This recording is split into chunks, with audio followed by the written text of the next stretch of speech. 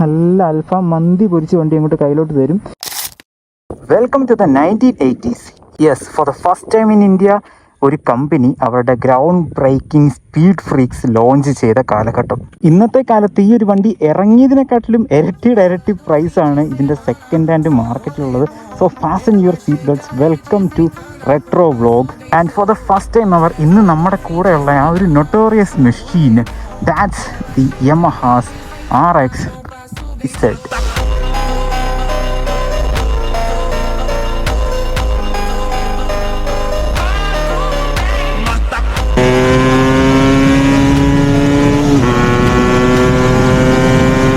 Yes, and finally we got the machine, the RX Z, one of the notorious RX series ever released.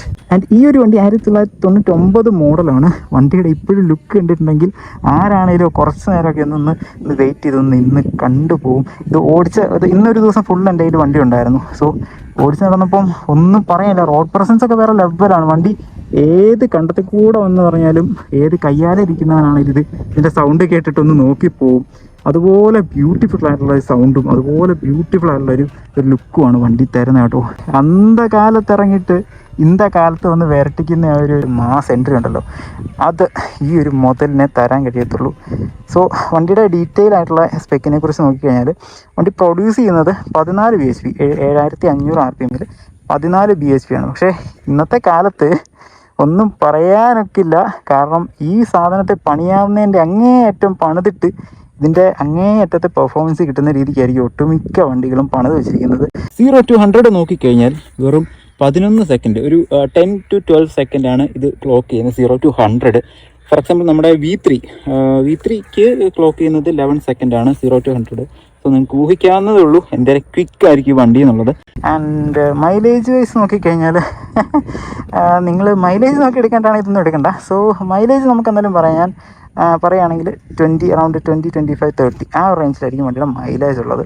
പക്ഷേ mileage doesn't matter.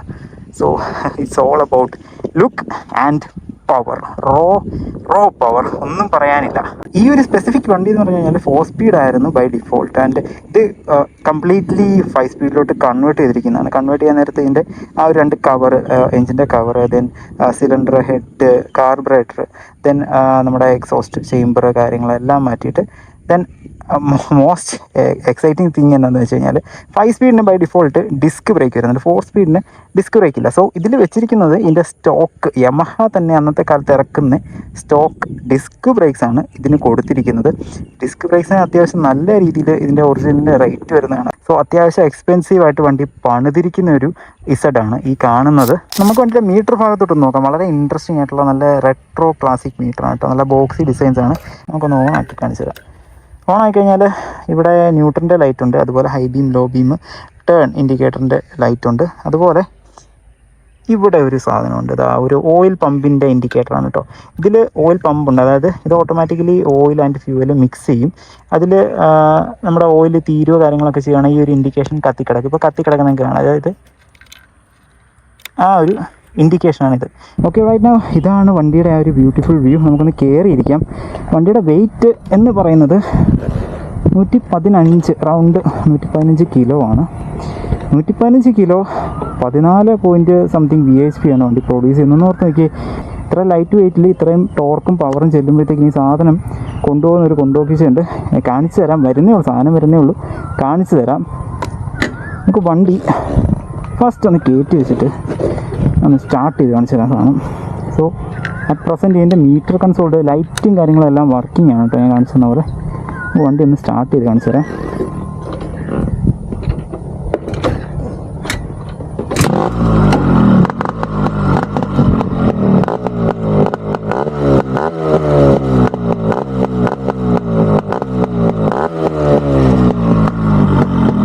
ഇതാണ് മോനെ ആ ഒരു rocket വിക്ഷേപണത്തിൻ്റെ sound എങ്ങനെയുണ്ട്?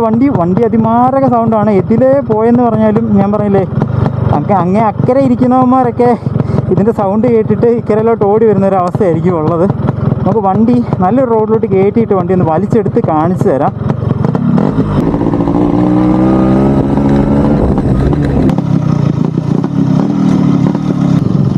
So currently നമുക്കൊരു ചെറിയൊരു pocket road കിട്ടിയിട്ടുണ്ട്. വലിയ അലമ്പൊന്നും ഇല്ലാത്ത, വലിയ തിരക്കൊന്നും ഇല്ലാത്തൊരു റോഡാണ്, അധികം വണ്ടി വരത്തില്ലാത്തൊരു റോഡാണ്. സോ ഞാനൊന്ന് വലിച്ചെടുത്ത് കാണിച്ചു തരാം ഈ സാധനത്തിൻ്റെ ഒരു ആക്സിലറേഷൻ എങ്ങനെയാണ് പോകുന്നതെന്ന്.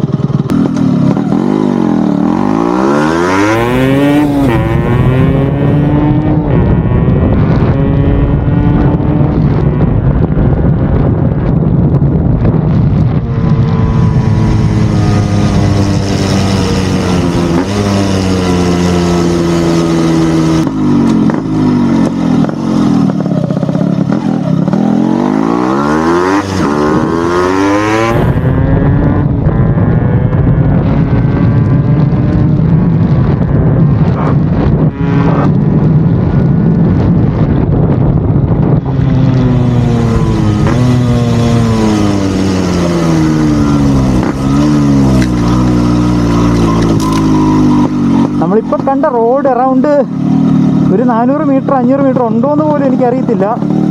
ആ ഒരു 500 മീറ്ററിനകത്താണ് ഈ ഒരു സാധനം. ചുമ്മാ വെറുതെ തേർഡ് ഗിയറിലൊക്കെ 80-90 കയറി അങ്ങ് പൊക്കോളും, ഒരു പ്രശ്നവും ഇല്ല. ഞാൻ ബാക്കി വണ്ടി ഒന്ന് ഒതുക്കിയിട്ട് നമുക്ക് സംസാരിക്കാം. സോ അങ്ങനെയൊക്കെയാണ് വണ്ടി ഓടിക്കുമ്പോൾ കിട്ടുന്ന ആ ഒരു ഫീൽ കേട്ടോ. ദെൻ വണ്ടിയുടെ ആ ഒരു പവറിനെ കുറിച്ച് ഞാൻ ഒരു RPM-ൻ്റെ ആ ഒരു ലിമിറ്റ് വെച്ച് ഞാൻ ഒന്ന് പറഞ്ഞുതരാം. അതായത് വണ്ടി നമ്മളൊരു 1000 to 3000 4000 ആ ഒരു RPM-ൽ നമ്മൾ പോകാമെന്ന് വെച്ചു, വളരെ സ്വീറ്റ് ആൻഡ് ടേസ്റ്റി ആയിരിക്കും വണ്ടി ഓടിക്കാനായിട്ട്, നല്ല ഫീലൊക്കെ ആയിരിക്കും. ദെൻ നമ്മൾ RPM ഒരു 5000 to 6000 എബോവ് ഒക്കെ കയറി കഴിഞ്ഞിട്ടുണ്ടെങ്കിൽ മോനെ നല്ല അൽഫാം മന്തി പൊരിച്ച് വണ്ടി അങ്ങോട്ട് കയ്യിലോട്ട് തരും. കഴിച്ചു കഴിഞ്ഞാൽ രോമകൂപങ്ങൾ എഴുന്നേൽക്കുന്ന രീതിയിലുള്ളൊരു ഫീലായിരിക്കും കേട്ടോ. കാരണം അതിമാരക വലിവായിരിക്കും, വണ്ടി വലിച്ചെടുത്തുകൊണ്ട് പിന്നെ പോകും. നമ്മൾ ആ ഒരൊറ്റ ഗിയറിൽ തന്നെ രണ്ടാമത് എന്തോ ഒരു ഗിയർ വന്ന് കയറിയ ഒരു ഫീലാണ് വണ്ടി തരുന്നത് കേട്ടോ.